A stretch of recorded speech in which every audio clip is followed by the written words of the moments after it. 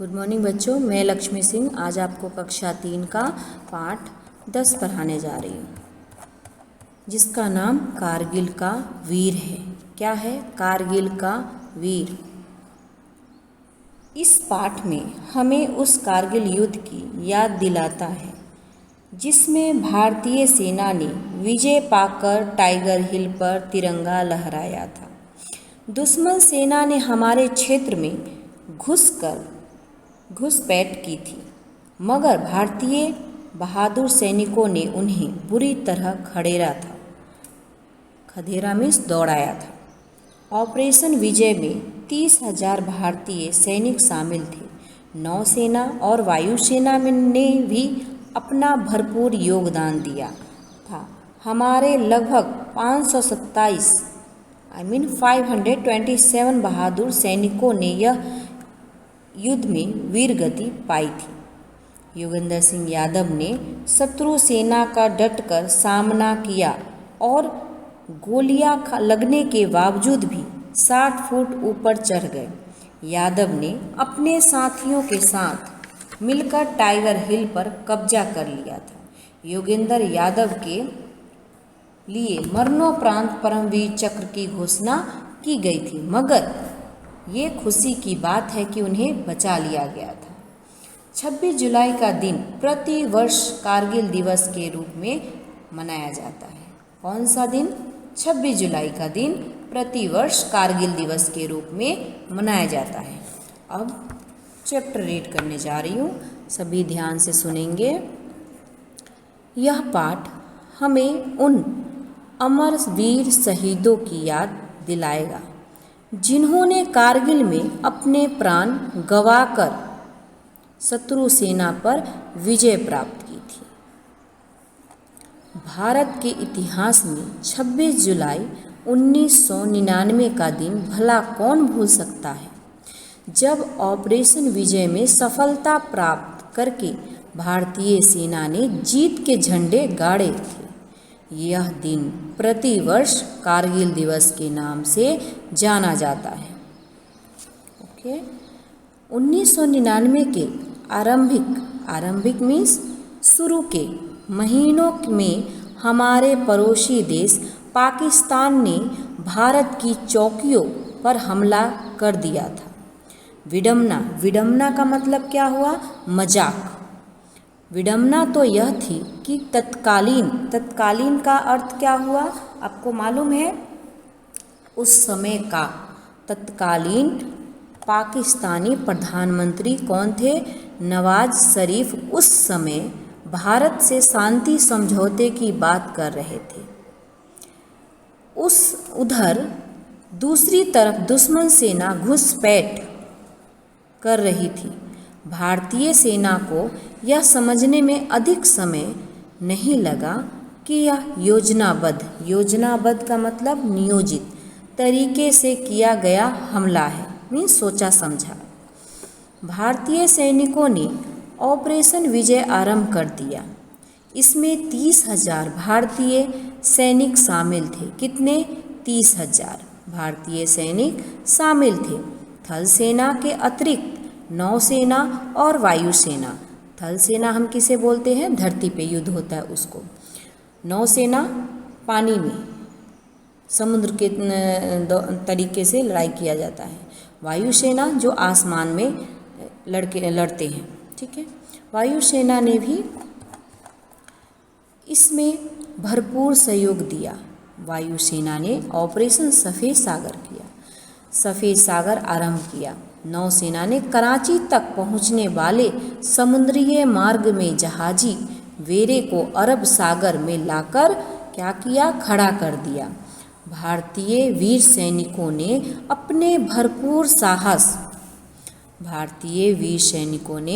भरपूर साहस का प्रदर्शन का अर्थ क्या हुआ आपको मालूम है? प्रदर्शन का अर्थ हुआ सबूत, प्रमाण। प्रदर्शन किया। कई सैनिक शहीद भी हुए, परंतु जोशीले योद्धा के कदम पीछे नहीं हटे। यह लड़ाई 2 माह मीन्स 2 महीने से अधिक चली। भारतीय थल सेना व वायुसेना ने लाइन ऑफ कंट्रोल LOC पार करने के आदेश के बावजूद अपनी मातृभूमि में घुसे आक्रमणकारियों का मतलब हमलावरों को खदेड़ दिया मीन्स दौड़ा के मारा। अंत में 26 जुलाई को अंतिम चोटी पर विजय पाकर भारत को गौरवान्वित का मतलब क्या हुआ? गर्व कराना वांतिक किया। हमने विजय तो अवश्य पाई मगर भारत के 527 से अधिक वीर सैनिक वीरगति को प्राप्त हुए। वीरगति का मतलब क्या हुआ? देश के लिए मरना। और 13,000 से अधिक घायल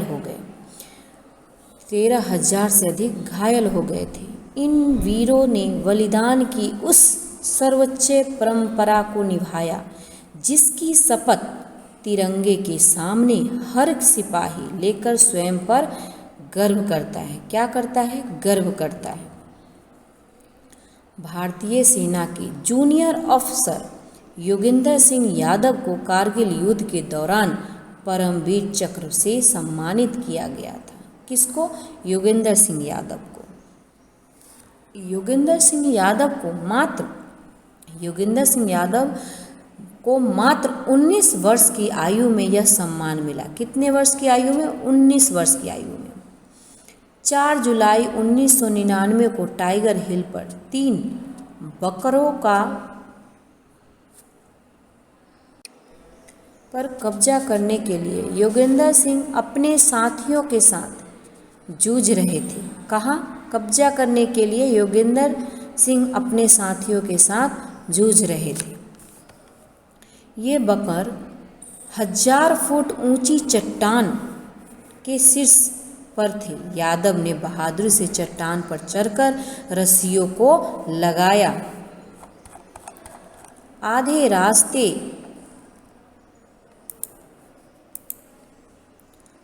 रास्ते पर ही दुश्मन बकरों ने मशीन गन और रॉकेट फायर खोल दिए। इससे 2 साथी क्या हो गए? शहीद हो गए। मगर यादव ने हिम्मत नहीं हारी। गोलियां लगने के बावजूद भी 60 फुट ऊपर चढ़ गए। घायल अवस्था में ही बकर में घुस गए और दुश्मन के 4 सैनिक मार गिराए।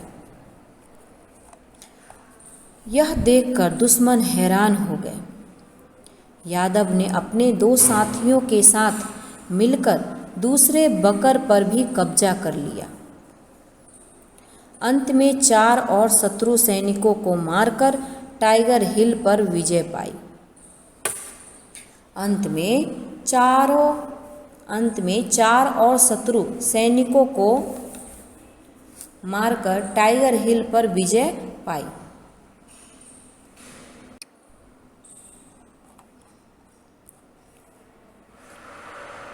ग्रेनेडियर यादव के लिए मरणोपरांत परमवीर चक्र की घोषणा की गई मगर यह खुशी की बात है कि उन्हें बचा लिया गया।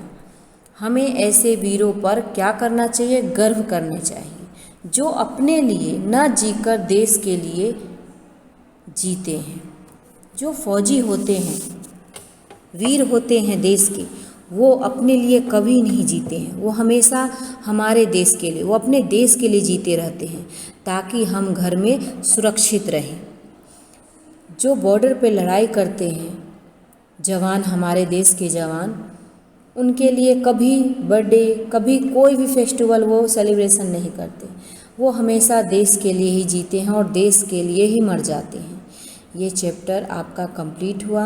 आप अच्छे से रीड करेंगे और ध्यान से पढ़ेंगे। ओके, चलो।